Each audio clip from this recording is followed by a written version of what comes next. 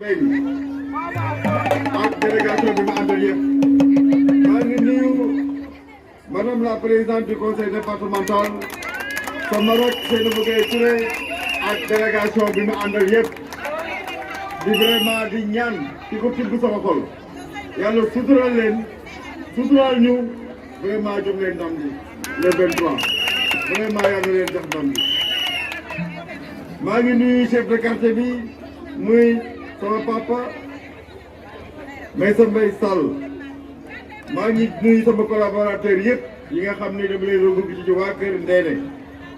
mën naa ci jiital Mamadou Dieng Ibou Diallo Rassoul Diagne Khady Diop Pape Mass Mariam Aïdara Ndongo Lam Abdou Aziz Lama Sall j'en passe maa ngi nuyu aussi l'ensemble des responsables politiques de Benno ñi nga xam ne vraiment ñi ngi woon Benno nekk APR depuis bi ñu créé APR depuis 2012 vraiment maa ngi leen di nuyu bu baax a baax a baax a baax kenn fàttewu leen maa ngi nuyu aussi militants yi ak sympathisants yi ak ñëpp ñi nga xam ne politique wu ñu sax mais vraiment li fi président Macky Sall def ak li fi le maire def avec li fi Seynabou def neex na leen ba nga xam ni kontaan nañ ci ba ànd ak ñun te ñoom politique wu ñu sax ñoom ñëpp maa ngi leen di nuyu di leen gërëm maa ngi nuyu ñëpp di wax ni kontaan nañ trop ci mobilisation bi depuis 6 heures yéen a ngi toog bougé wu leen moo tax ma xam ni gëm ngeen li nga xam ni moom ngeen nar ci le 23 vraiment maa ngi leen di nuyu bu baax di gërëm waa Kër Mass yëpp di gërëm waa Arafat yëpp di gërëm ñëpp ñi nga xam ne ñu ngi voté école 3 maa ngi leen di gërëm di leen ñaan encore ñetti yoon vraiment le 23 ñëpp dañu voté Benno Bokk Yaakaar parce que Benno Bokk Yaakaar moo yor avenir bi di ko ñaan jëpp nag képp ku dëkk Kër Mass képp ku dëkk Arafat yëpp maa ngi leen koy ñaan wóor naa de kër bu nekk dugg naa fa mais dañ ma wax moom benn sama xel parce que ñu bari ñi dañ leen a waxoon ay wax yoo xam ni après bi ma ñëwee wax ñun ma non ñun xamuñu woon lii yëpp dañu doon wax yow doo candidat donc mën nañu voter ku lañ neex man leen man maa gën a nekk candidat nag maa gën a nekk candidat parce que sama école 3 bu ñu ma fa gagné kooku gàcce bu mag a mag a mag la boo xam ne xanaa yéenewu leen bëgg ñun ma non xamewuñu ko woon noonu kon comme que noonu la ñun on va voter pour vous donc vraiment on va voter pour Benno Bokk Yaakaar loolu dal na xel quartier bii nag fii place bi surtout mooy penc bi nga xam ne les grandes décisions yi ko fi doon jël mooy les chefs de canton sama bam chef de canton Ndiassane donc vraiment fii li lépp doon sottee buñ fi taxawee tey wax fi xas fi xam naa ni victoire bi am nañ ko quartier bi nga xam ni moom fii laa juddoo fii laa yoroo fii laa jàngi ci école 3 bi ñu koy def élection vraiment moo tax ma leen di ñaanal dama leen di ñaan bi baax campagne naa leen ne gën leen a ñaan ne leen quartier bi dama bëgg école 3 vraiment Benno Bokk Yaakaar am fi le meilleur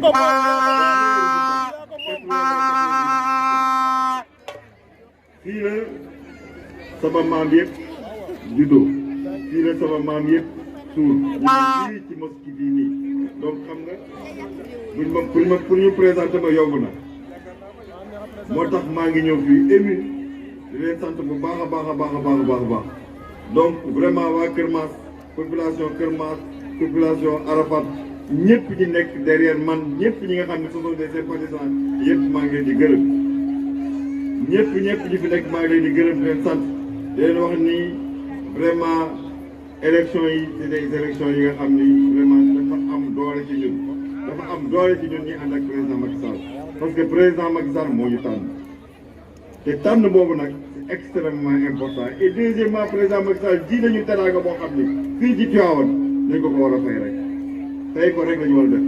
parce que buñu nee fii mosu bi ku fi joxe 1 milliard ñu ne président Macky Sall ku ñu defaral lii nga xam ni moo nekk ci Zawiya bi ba nga xam ne sonnatuñu tànnatuñu waa Koskas sonnatuñu ñu ne président Macky Sall kan moo ñu faale président Macky Sall kan moo fi def 17 kilomètres de route président Macky Sall kan moo fi def kan moo ni lu ma yëkkati Sénégal war ko def ci ay dëkk bu ma limee 10 dëkk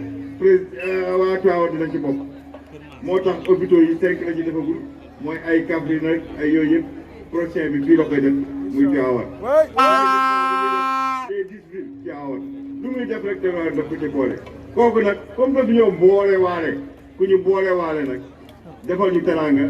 da nga koy gasandoog teraanga parce que teraanga nag mooy faj teraanga moo tax vraiment voté pour keneen sax yàqal sa bopp la parce que vraiment li ñu président Macky Sall defal war na bu ñu joxe nii li ñu joxoon ñu daal di koy def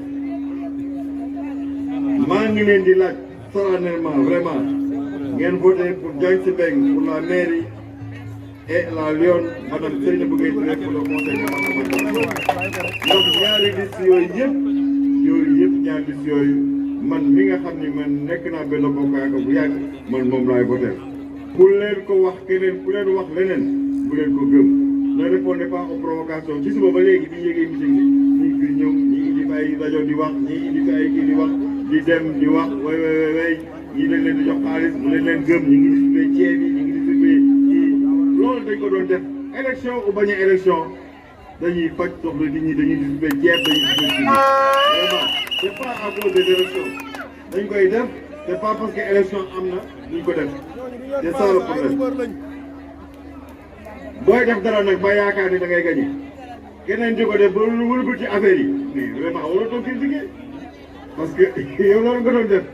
ba léegi ñu wëlbati affaire yi nag waroo kii il faut fair play mooy ku mën sa moroom dóor caawal jëm kanam. am na programme bi ñu am pour commune bi ak pour département yi war nañ leen léegi madame Seynabou Gueye Touré li mu def yëpp ci département bi war nañ leen lii bi Diagne Sy def yëpp ci bilan Diagne Sy mi ngi nii bilan Seynabou Gueye Touré def na ko dugal na ko ci kii donc loolu continuité bi daf ñu arrangé loolu moom moo ñu arrangé loolu bu ñu ko defee dinañu gagné bu baax a baax bu leen fàtte ni aussi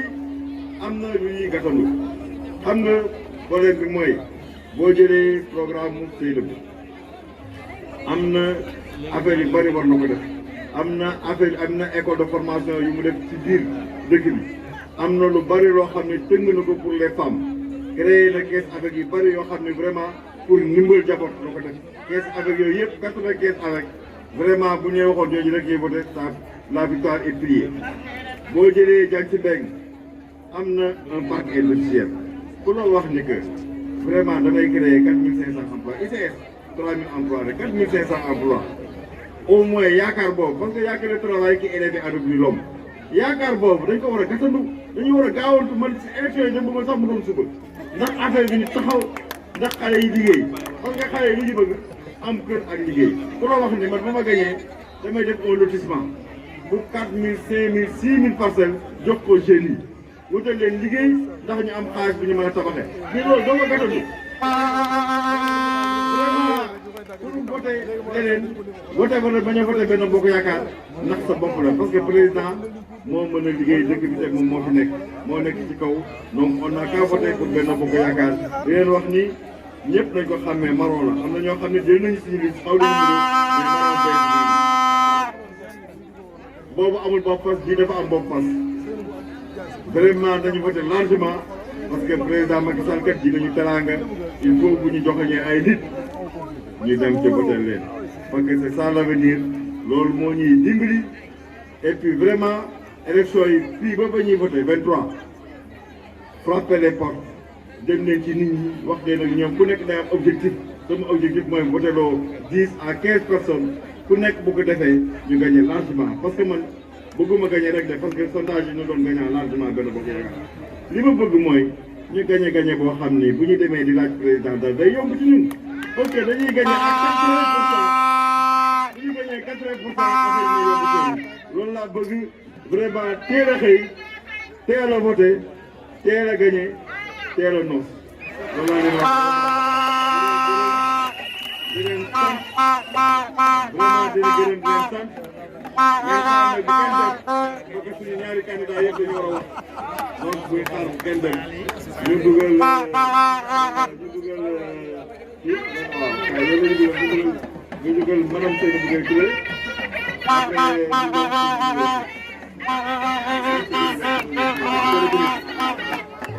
asalaamaaleykum yéen waa pencu jëwriñ Maysa Mbaye Sall ak góor gi Massamba Sall maa ngi leen di nuyu yéen ñëpp ku ci nekk sa tur ak ci sa sant di am mbégte lool teew fii ci Kébé bi ànd ak sur invitation de notre frère, de notre goro, de notre confident, j'allais dire xale bu yaru boo xam ni loolu terrible soo toogee Abdou Ndéné Sall jàngiwaat yar yàlla dogal ñu bokk suñu Tiwaawan ca metti na ja mais yàlla dogal tamit ci coobareem góor gu ñuy wax Alaaji Macky Sall yombal sama digganteeg moom gannaaw ba ci mbokk ak ngoro yépp parce que Mbaba Gueye mii di jàll ca gannaawam maay bàjjanam loolu la yàlla dogal donc monsieur le ministre ñu ngi lay nuyu di la jox sa wàccuwaay di la wax ni la man ku naqaree àndal laa xam naa ko sax parce que dama perfectionniste tubaab yi dañ ma jox benn qualité boo xam ni c'est le perfectionnisme mooy da ngay bëgg lépp di dox di rafet di am heure te xam naa ni Sénégal bëgg naa ko loolu te loolu lu fi jafe la moo tax ma am coono ci Sénégal waaye malgré tout ça Abdou Ndéné ku mën a naxaate la ku mën a nax nit la man daf may nax comme kuy nax xale parce que nag jigéen a mel noonu il faut ñu am ay benke ñenkee ki bagage ah moom nag yàlla dogal na ku mën a wax ak jigéen la ba tax na yu bari dama ko koy may ngir yàlla ak nu ko yàlla bindee loolu nag boo ko amee danga koy sante yàlla donc Abdou devant les Kër Massoua si je peux m'exprimer ainsi devant kër waa kër jëwrin may samay sàll say mbokk say soppe maa ngi lay remercier du fond du cœur di wax ni rëccuwuma loolu ma président Macky Sall doon booleeg yow ci Tivaouane pour ñu doxal développement Tivaouane pour ñu politique Tivaouane jërëjëf di nuyu monsieur le maire Mamadou Sy Mbengue ñi nga xam ni loolu yàlla moo dogal ñu investir que sur la liste communale pour la coalition Benno Bokk Yaakaar man ñu investir que sur la liste départementale pour la coalition Benno Bokk Yaakaar donc dénominateur commun oblige Diagne Sy Mbengue est mon colistier. di nuyu délégation yi fi teew yépp ànd ak moom ma sepp ci rek quelques personnes parce que nag tabarakallah yàlla dafa def ñu amoon passé ku mel ni Adja Aïssatou Diong sama rak docteur nga xam ni keroog ba muy def thèse doctoram benn Tiwaawan waa taxawu fa ca Paris man mii la yàlla dogal maa fa taxaw di assister tey ku mel ni Iba Ndiaye sama frère ca metti na ja parce que kama booleeg moom ma nga ca yowmal xiyaam muy Khady Sine di sama cousine yàlla na yàlla yeesal yërmandeem ak ñi mu àndal ñëpp Mass Diagne sama xarit ak toute la délégation du maire maa ngi leen di nuyu di leen jaar di leen jox seen wàcce di nuyu Lamine Diouf de la coalition Benno Bokk Yaakaar parce que faisant partie du parti socialiste ñoo ngi leen di nuyu ñëpp du ma bëgg a lim parce que boo limee da ngay juum mbaa doo matal ñuy sant yàlla bu baax may nuyu famille Abdou Ndéné yëpp ses sœurs jiital ci Ndeye Maram Sall sunu sœur tabarakallah di nuyu sama jarbaat Mbaba Gueye ak toutes ses sœurs toujours à côté d'elle ma ci kontaan di leen encourager parce que loolu mooy àddina di nuyu Mouhamadou Rassoul Diagne Adja Marème Aïdara di nuyu Adja Khady Diop jigéen jom moom la ma monsieur le ministre Abdou Ndéné booleel depuis le début de la campagne et même avant pour ñu sillonner le département parce que nag n'oubliez pas que nous avons un département de 18 communes en charge war a dem fépp taxawal fa président Macky Sall jàllaleel ko message yi soog a ñëw ci commune Tivaouane bi nga xam ne ñun ñëpp ñoo ko seet mu faire partie du département, donc une grande composante du département de Tivaouane. bi ñu àndee li ñu fa gis dal na suñu xel mais nag il faut ñu yokk taxawaay yi parce que j'ai comme l'impression que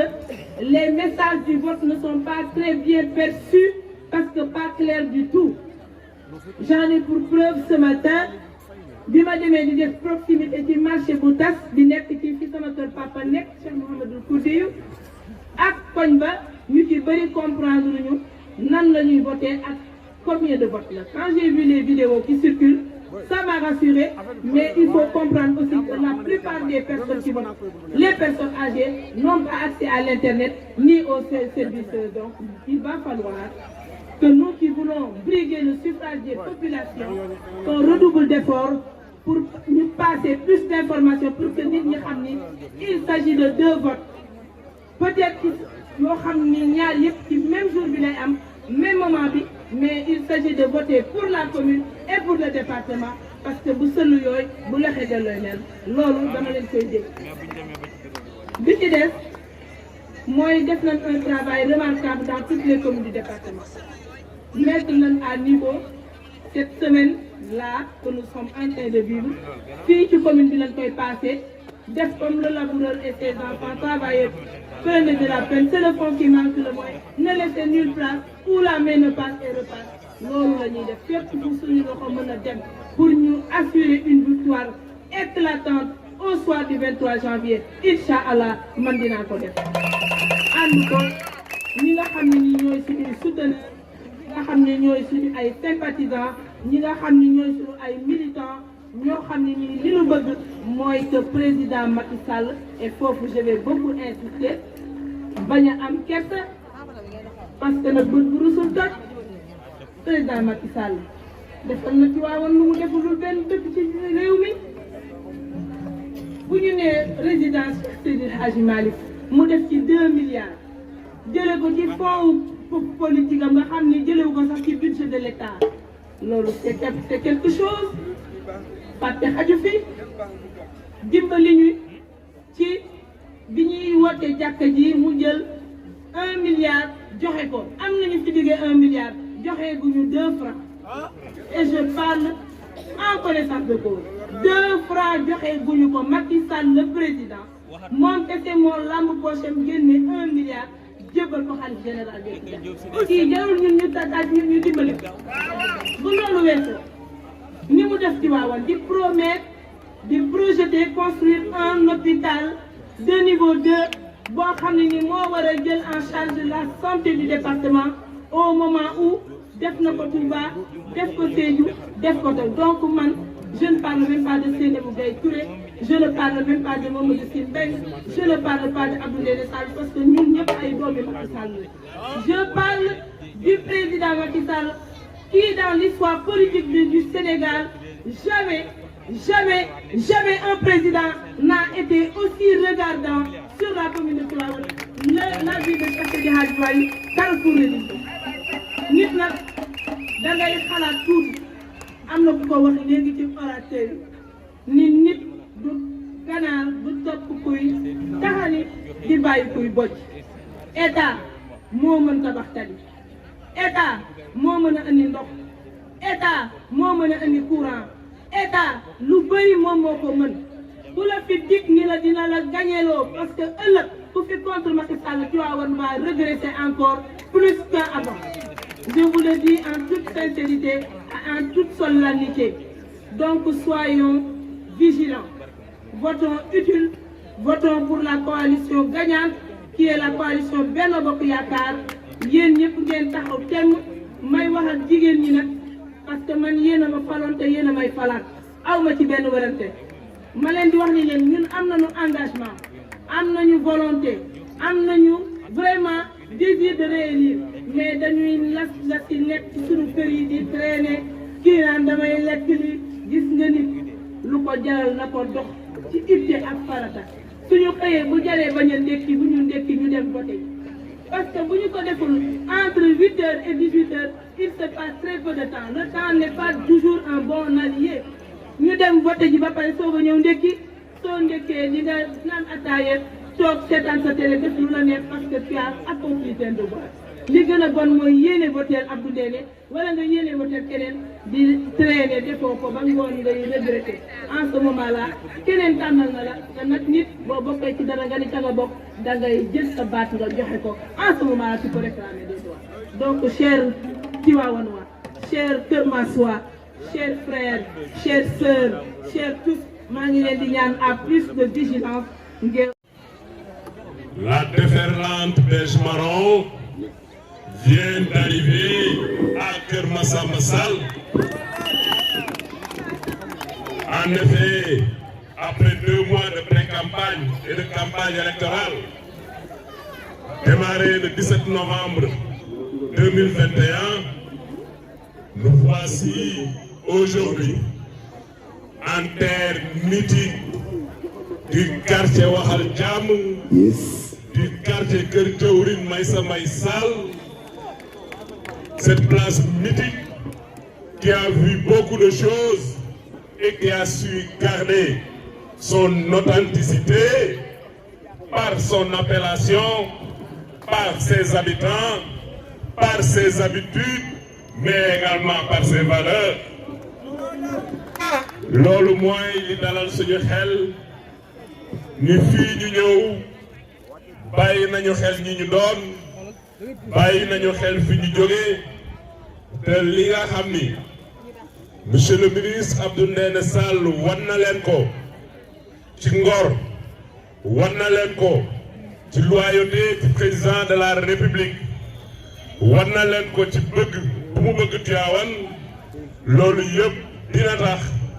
képp kuy doomu quartier bi képp kuy doomu zone bi taxawaay bi nga xam ni moom la ko président Macky Sall sas ci Tivaouane ak ci département bi di ngeen ko ci jàppale ba mu mat sëkk. loolu nag weesuwul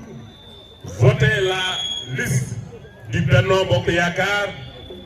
comme nous avons l'habitude de le dire aussi bien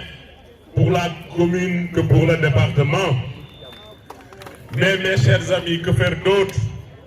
Lan la waa Tivaouane mën a def leen lu dul wote liste Benno Bokk Yaakaar bi nga xam ni mooy liste du président de la République tànn waaye ku xam ràññee li nga xam ni mooy liste bu xadara Maam Cheikh Seydi Hadji Malick joxoñ defuñu ko pour Diagne Sy Mbengue defuñu ko pour Seynabou Gueye Touré defuñu ko pour Abdou Ndéné Sall waaye dañ koo def parce que xam nañ ni loolu mooy njariñu Tivaouane. Tivaouane commune depuis 1904 wante ci président de la République Macky Sall la ñu mën a taxawee ne ay la yéwén 800 bâches yi daan loué ay la yéwén 800 personnes yi daan toog di bâche pendant 15 jours bi mu ñëwee defu fi ñetti at jeexal ko tak def ni fi une grande salle de conférence qui peut accueillir plus de 5000 personnes. Président de la République Macky Sall yamu si mu def benn auditorium boo xam ni Serigne Abdoul Aziz Al Amine suñu baay ba suñu Serigne ba suñu soppe ba moo ko tàmbali woon waaye ba mu ne Al Amine dama la koy yeggaleel mun ko boo ko yeggalee dañu ni maag yow a ko defar mu ni kon nag bàyyi ma raser dañu fi jotoon def defaraat bu bees tax auditorium boobu koy xool dafay foog ne yàgg Europe mu tegal ñu ci les résidences Balxaw mi 77 chambres 9 suites présidentielles ne serait-ce que pour ça Tivaouane a le devoir de soutenir encore et encore le président de la République. Tivaouane commune depuis 1904 n'a jamais connu l'assainissement en eau usée mais ce n'est qu'en 2018 avec le président Macky Sall ci la loolu ñëw ñu teg ñi ci municipalité bi ñu def ci suñu kéemtalaayu kattan dañ koy faral di fàttali parce que l'histoire nag kenn mënu koy effacer bi ñuy jël mairie Tivaouane ñun ñooy seul maire ci Sénégal boo xam ni fekkoo fi big stylo fekkoo ko ci maire bi fekkoo fi maire yi fekkoo fi big fekkoo fi chaise fekkoo fi table en très peu de temps on a fait les efforts nécessaires jël si lu ñu yàlla wërsëgale defal hôtel Aljanatu pour lan ku ñëw naw Tivaouane am fu ñu la recevoir en tant que maire yi teg ñu si lu bari tey jii am nañ maire yi di gën a rafet ci Sénégal ak mu jar plus de 230 millions. Tivaouane depuis 2008 ñu boole ci ay villages ñu tuddee leen les villages rattachés jafe-jafe la woon ci ñoom ndox courant fu amul woon courant yóbbu nañ fu courant doon dindi fu amul woon ndox yóbbu nañ fa ndox muy jagamu def des extensions d'eau yokk électricité bi waaye it jafe-jafe la woon ci ñoom bu ñu daan ñëw Tivaouane du ñu am fu ñuy jaar defe naa nag mairie budget mënul lu bari ay pexe mooy tax dëkk dox def nañu ay pexe def 11 kilomètres de route mu jógee ci village yi ñëw ci biir Tivaouane Tivaouane dëkku taalibe def nañ ñaari mbir pour taalibe yi benn bi mooy l'infirmerie de la Xadara taalibe Tivaouane fu mu dugg dina lekk fu mu dugg dina naan waaye paj ma mën naa am jafe-jafe ñu tabaxal leen infirmerie boo xam ni équipé nañ ko te dërëmu mairie Tivaouane demu ci pour lan bépp taalibe bu feebar ñu faj la doo fay Tivaouane dëkku taalibe la am na ñoo xam ne buñ demaan ba toll ci jël jabar war a am dara dañuy dellu seeni dëkk xam-xam la ñuy yóbbaale lu ñu am métier lu ñuy def mooy say grand bu mag kaalaw toog ut ay taalibe di jàngale di laaj àllarba ak weer bu dee tabaxal nañ leen benn ferme di fa def agriculture di fa def maraîchage di fa def embouche bovine mi ngi fii ci yoonu Njagamu pourquoi former taalibe yi ci métier yooyu bis bu ñu delloo seen kër yóbbaale xam-xam yóbbaale métier ndaxte nag Cheikh Seydi Hadji Malick ni mu tëggee ay mbiram daf cee boole économie ba mu saf-saf ku daan dugg Tivaouane place Cheikh Seydi Hadji Malick dañ ko daan rusa woowee place Cheikh Seydi Hadji Malick ndax na mu meloon sooy génn Tivaouane place Khalifa Ababacar Sy idem waaye tey am nañu mbégte fierté sooy dugg Tivaouane di joxoñ naan place Cheikh Seydi Hadji Malick yi am nañu fierté booy gën Tivaouane naan place Khalifa Ababacar Sy ñu ngi nii su ngeen demee si yoonu Pire bi du ngeen fa gis benn daral bu mag 16 hectares bi ñu ñëwee ñu daral kenn dootu ko fi def ndax dafa manqué 400 millions am nañ tam léegi Ndiaye ministre de l'élevage ñu seeti ko mënuñu ñu bindu ko mu jox ñu rallonge 400 millions ñu tabaxal éleveurs yi daral boo xam ni su weesoo ranch de Tivaouane rek la am à plus d'1 milliard de francs CFA. ba ñu ñëwee matul ñetti weer avec l'équipe municipale le Tivaouane xam fubalu guddi naaj bu tàng lañ naan fubali naan nañ teel a fubal balaa muy lëndëm daan nañ dem sax mu lëndëm ñu tas marché bi ni reporté nañ ko parce que gisatuñu defuñu fi ñetti weer ñu taal les projecteurs du stade municipal de Tivaouane waaye temps yi dama naan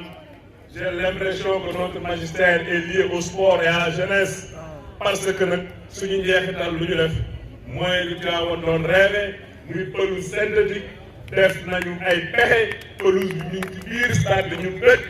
lal ko Tivaouane ces jeunes mën a évoluer faire du beau jeu nekk ay professionnels waaye je peux encore en dire et en dire bi ñuy ñëw Tivaouane mairie bi et ça c'est le bilan immatériel mairie Tivaouane 2 millions par at lañ daan am ci état civil xaalis bi daan na dugg waaye daan jàdd ñun nag lépp day jaar yoon lépp day dem trésor à la place de 2 millions nous faisons 34 millions par an bi ñuy egsi Tivaouane kenn mënul woon a am këyit waaye comme am nañu xam nañu fu ñuy jaar ndax état civil reconstitution décret moo koy def xam nañu président pour mu defaat ko dafa may enquête am ay commission yu gouverneur di jiite et cetera ñu ut ay pexe seeti président tribunal définir ensemble benn schéma ku ñëw ñu defal la attestation d'acte détérioré nga dem procureur autorisé nga ñëw ñu utal la sa këyit benn xale jooyatul ni defuma examen ndax aw ma këyit et pourtant la reconstruction n'est pas encore autorisée mais yamuñu foofu il y a quelque temps on a fait une audience foraine plus de 3000 Tivaouanois ont été enrôlés mënuma wax lépp Pakassène soxna Fatou Sène danaan ma maire yi ne assemblée dañ naan wax ñu sa maire fu mu jaar ñu ko jubal rek voté budget bi à temps def compte administratif à temps jaarale ko yoon mais li ci doy waar mooy on a également eu une certification citoyenne def ñu audit blanc def audit réel Tivaouane sur xaw ma ñaata commune nekk deuxième une certification citoyenne par qui ñi nga xamante ni ñoom ñooy waa forum civil. Population de Tivaouane, comprenez que votre mairie a été gérée et bien gérée dans la transparence, dans l'efficacité, avec des réalisations yoo xamante ni xanaa ku bañ a gis waaye ku bëgg a gis di nga gis. Tivaouane xam nañ ni lii di stade Tivaouane lii di maire bu njëkku Tivaouane lii di marché Kër Matar bor biñ fi bàyyi woon équipe municipale bu génn fay ci dërëm dañoo lànk ni ab maire kat la mu jëf rek lañ koy wax waaye fay na bor yi du bilan waaye ñun nag comme xam nañu état continuité la maa ngi leen di yëgal di weer bu dee ñun waa commune Tivaouane dinañ fay ADR par yoo xam ni la ñu tabaxe woon marché Kër Matar la ñu tabaxe woon stade Tivaouane la ñu tabaxe woon mairie bu njëkk ba bor boobu ñun ñii ñoo koy fay actuellement. te loolu dafa bokk ci condition minimale obligatoire yoo xam bu ñu ko deful PACASEN duñ ñu financé man résumé wax ni PACASEN boobu am na ñaari parcours sportif yoo xam marché bi lancé nañ ko ubbi nañ ko bii ñu ngi koy tabax Auchan mu jëm kër Soxna Ayda bii mi ngi jóge sapeur pompier yi jëm ci biir poste de santé ñaar war nañ ko ci tabax bii ci Goumoun bi ñuy def ci Parma moom daanaka tàmbali na kon nag Tivaouane 2012 ute na ak Tivaouane 2022 mais loolu yëpp ce n'est rien par rapport ak li nga xamante ni tey yegsi na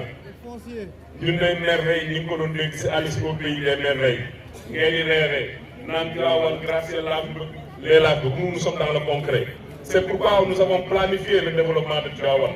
def un plan directeur d'urbanisme sous l'égide du président de la République mu fayal ñu ci 600 millions ñu xam fuy dëkkuwaay xam fuy tool xam fuy parc industriel xam fuy même zone de bois kenn du fa dëkk kenn du fa tabax kenn du fa bay ndax loolu dafa baax ci alam bi. bi PDI bi bare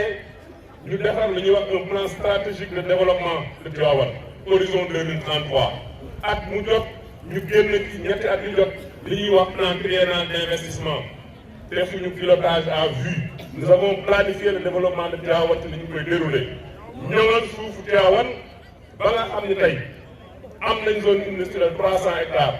industrielle bu ñu dama bëgg a ñëw Tivaouane ñu ni la am nañ zone industrielle invité la ñu jël n'importe qui dañuy def toutes les due diligence ba xam ni kii ñuy jël su ñëwee am na koppar yi am na xalaat bi am na compétence bi suñ ko joxee suuf day ñëw daal di tabax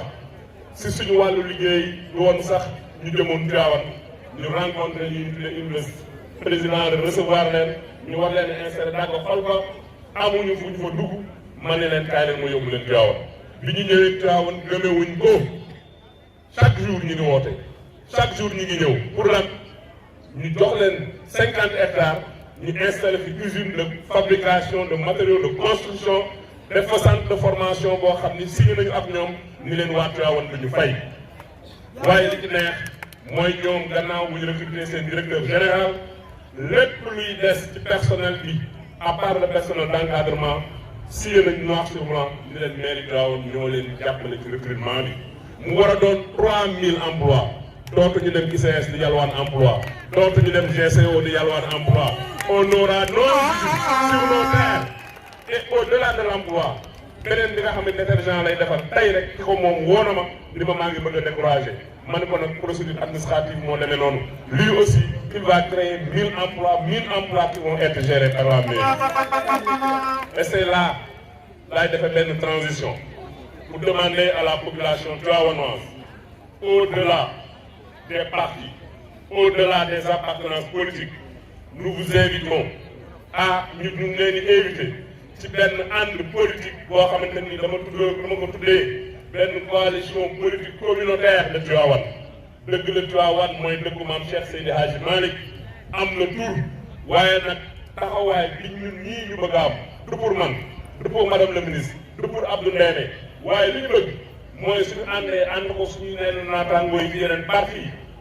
am une force politique compter dans ce pays-là parce que au-delà de tout il faut ñu bàyyi ñu xel pour que li ñu yéene suñuy rak suñuy frères les jeunes cadres de Tivaouane ñu am nu ñu leen di jàppale pour aller ensemble avec eux au sommet. beneen bi naturellement mooy je demande aux jeunes ñoom ñëpp ñu ñëw ensemble qu'on prenne notre destinée en main. Mes chers amis, le combat que nous menons dans la commune de Tivaouane combat boo xam ni la combat génération la 25 ans yi ma féete suuf 25 ans yi ma féete kaw est-ce que nangu ngeen ñun bi ñuy jàngee Cheikh Ababacar Sy bokk foyers sociaux éducatifs di bale mel di Tivaouane di jóg 4 heures du matin di peinture garab yi pour Tivaouane jag dem université créé amicale des étudiants ressortissants de Tivaouane def ko suñu tarbiya ci Tivaouane bés rek am ñu jóge fële ni ñun daal Tivaouane gii ni ñu ko gisee ku leen fay xaalis Tivaouane gii ni ñu ko gisee ku leen ñëw gàmm may leen ceeb boo ñu gisu leen neexee laaj leen seen dëkk est-ce que di ngeen ko nangu. et c'est ce combat-là que nous allons mener ensemble. waaye defe naa ku si sa xel demoon le 8 janvier dernier quand on a baptisé terrain préfecture la place du 8 janvier 2022 ñoom ñëpp seen xel def naa génn ci loolu. mais comme je l'avais dit la victoire est acquise mais il faut nañ ko conserver ni ñu koy conserver mooy le monsieur le ministre di wax comme ni ñu def tey ñun tey 9 heures di porte à porte su la gars yi ne sonn nga leen sonn nga guma continuer ba 17 heures nga dem san ñam tuuti reposer naan ataaya teguwaat ci yoon bi dem defi say meeting du ñu wàcc terrain bi tant que au soir crier wuñ la victoire pour la commune crier la victoire pour le département pour le Benno Bokk Yaakaar. responsabilité dafa metti moo tax nag lu mu ñu jaral dinañu ko jaral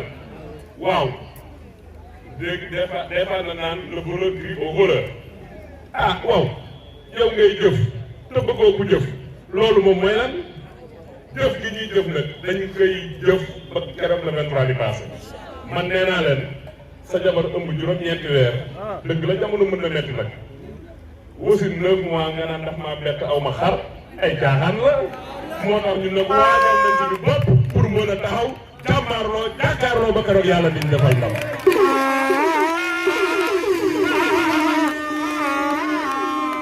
comme ñun nag gars yi amuñu programme amuñu stratégie tibb tànk la ñuy def fu ñu jaar di jaar comme nee nañ nag ñun fa ñu jaaroon le 8 ñoom dañ fay jaar préfecture a ngoog ku mën na dem wante monsieur le ministre madame le ministre mes chers amis le rendez-vous le grand rendez-vous nawoon fa woon àjjuma bii la le grand rendez-vous nawoon fa woon place Ibis la àjjuma tulli juma na ñëw fekk ñu place Ibis dama ni woon préfecture ku bëgg a tibb suuf bul mën a tibb suuf waaye bii damaa bëgg mu raw ñëpp daje waa Tivaouane yëpp bàyyeeg gars yi ngelaw bi ndax ndànd fay ba rëy na lool suñ fa jógee nag doxantu suñu doxantu bu ndaw biir Tivaouane ànd ko ak monsieur le ministre ànd ko madame la présidente Tivaouane xam ni les choses sont pliées. lii rek laa bëggoon wax nag remercier monsieur le ministre nuyu waa Kër Maas